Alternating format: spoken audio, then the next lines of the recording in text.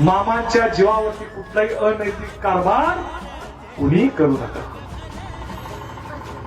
आणि सर्वात महत्वाची गोष्ट, कारभारी तुम्ही पण आहात, मामांची भक्त मंडळी आहात. मामांच्या जन्मकाळाबरोबर जन्मकाळ करा, मामांच्या पुण्यतिथी बरोबर पुण्यतिथी करा, मामांच्या लेंडी पूजन बरोबर लेंडी पूजन करा.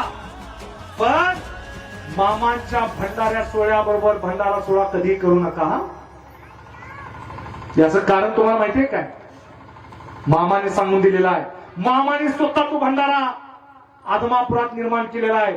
आणि त्या भंडाऱ्या सोहळ्याला समस्त मेडके कारभारी भक्त जे जे बाळूमांचे आहेत ते त्या पापमोचनी एकादशीला 3 दिवसाच्या सोहळ्याला आलेच पाहिजे.